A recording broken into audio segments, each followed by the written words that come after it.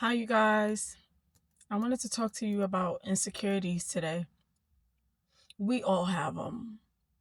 We all have something that we're not too fond of, right?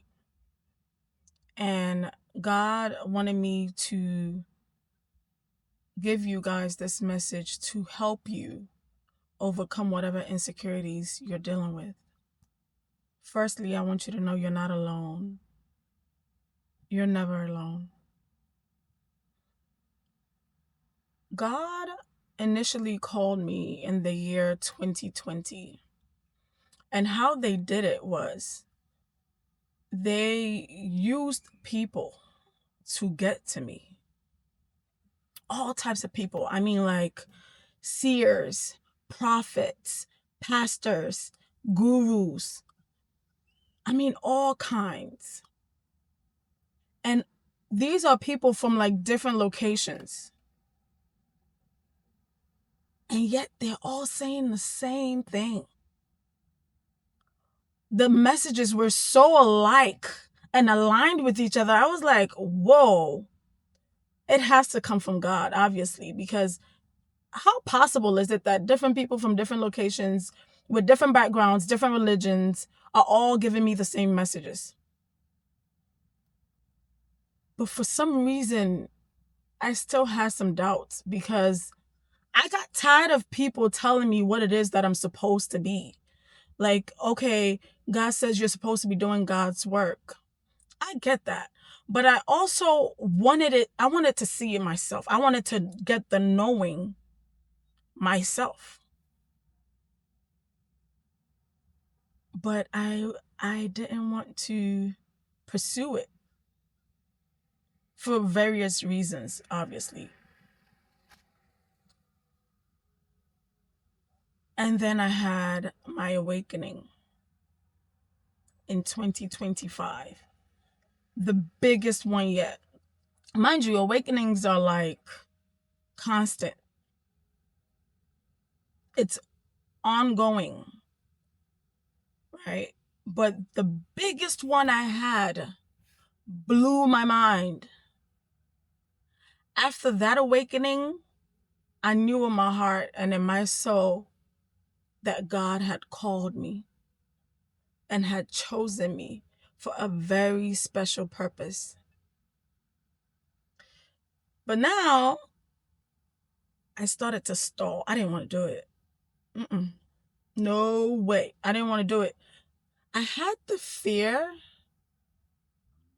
of losing my privacy. Somehow I thought doing God's work will cost me my privacy. And my peace, sanity, and privacy is extremely important to me. It's something I'm not willing to sacrifice. But then again, I was like, damn, I love God.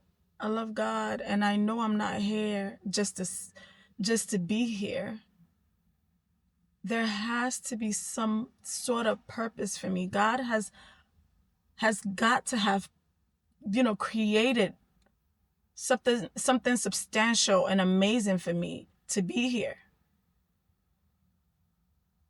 And then I started to look for excuses. I'm like, okay, well, if I am to do God's work, that means I am going to be in the public eye.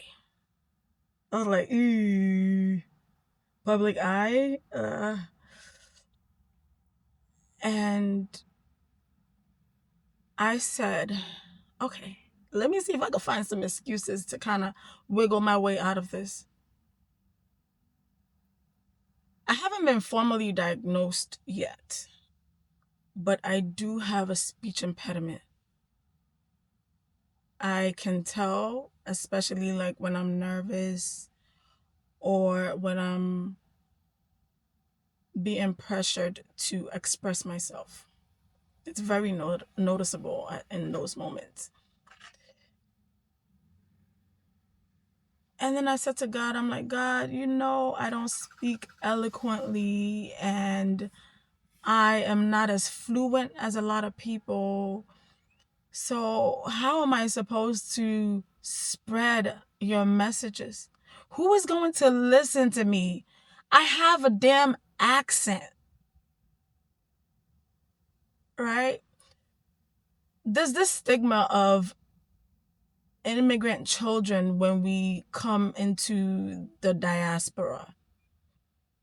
We are teased by other kids, and it kind of leaves us feeling like we're not worthy, or we're not enough because we have an accent. I mean, like, the American kids, they are no joke. They will tease the shit out of you and make you feel so worthless. And that was my childhood, pretty much. So I'm like, who's gonna listen to me? People don't even want to hear me speak. And when I talk, I have like pauses, and I have to gather my thoughts together because my mind is constantly moving. I'm an air sign. I'm a Gemini. Okay? And Geminis, our mind is in constant move. It is always looking for new ideas. It's all over the place. And my speech is slow. And so sometimes I have difficulties expressing myself as I should. And so I'm like, how am I going to do this? How could I speak to people for them to understand the messages that God has? This position is grand, but it's also intimidating because I felt like I didn't have the qualities to fulfill these things that God is asking me to do. And so I used that as an excuse, right? And then I was like, but God, my accent, nobody's going to understand me. And then God said to me, everyone has an accent. What are you talking about? Everybody has an accent. If an American should go to Iraq today, they're going to look at him or her as if they have an accent. Okay? So there's no such thing as you have an accent. And then I was like, okay, well, what about the way I communicate? I'm not a fluent speaker, and I don't express myself clearly. How are people going to get it? And God said, it will take time, babes. It will take time. Just release the messages. Don't worry about how anybody receives it. They will get the point. Just do your best and deliver the messages. I said, okay. Somehow, I still didn't want to do it. The fear in me in that moment was just too great. I felt as if I had too much to lose. I didn't want to deal with the criticism and the bullying and the unnecessary opinions. I didn't want to have to constantly reevaluate myself just to please other people. And then here comes 2025. Right? I go through this huge awakening when God finally reveals to me who I am and why I'm here. And the whole time, I'm just in awe. I say to God, I'm like, me? That's not possible. You've got to be kidding me. Me? The underdog, the one nobody really cares about, the one everyone ignores, the one who's constantly overlooked, the one who is not beautiful enough according to society, or intelligent enough according to the way some people grade intelligence. Man, my insecurities got bigger because I was like, this type of position, I don't know if I could handle it.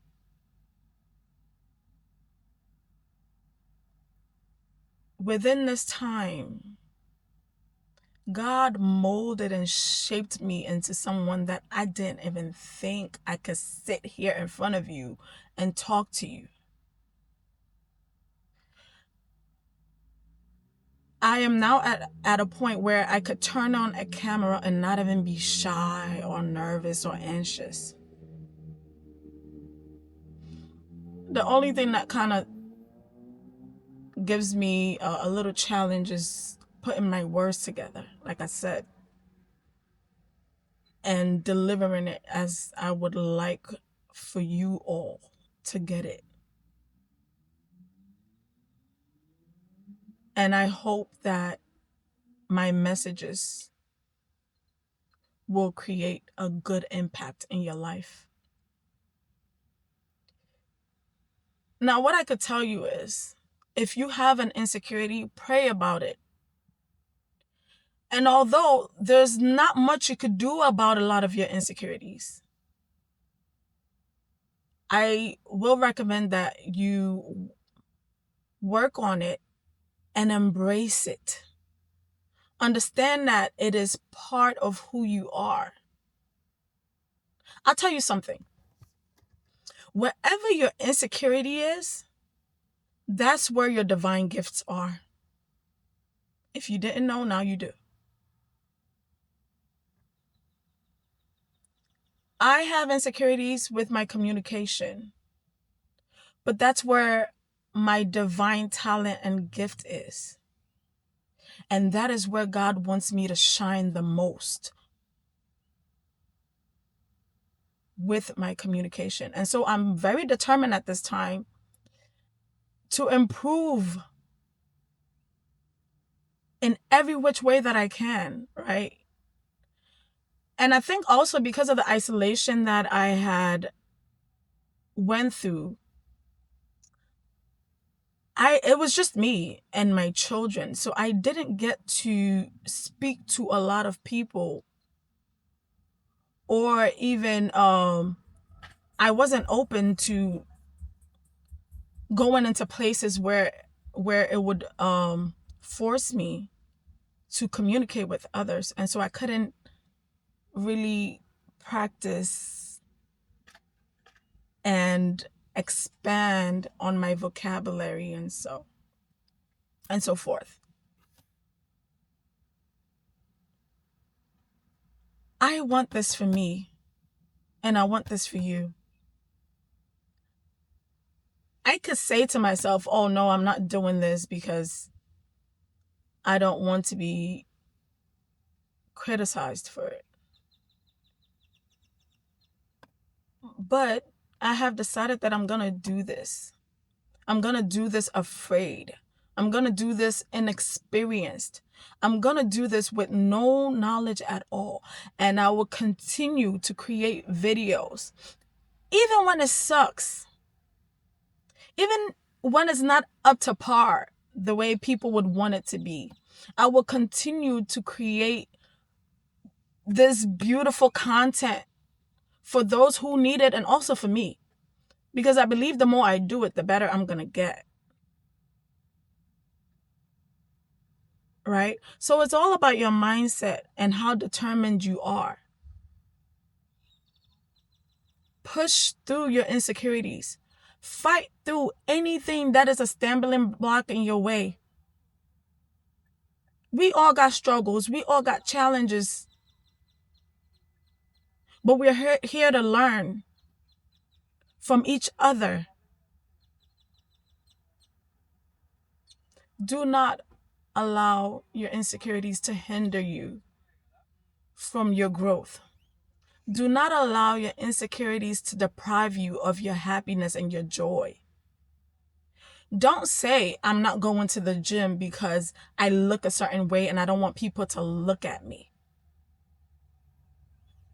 Did you also think about going to the gym, fulfilling your goals, and those same people who saw you when you weren't so great looking, seeing you in the dream shape that you have always imagined yourself in?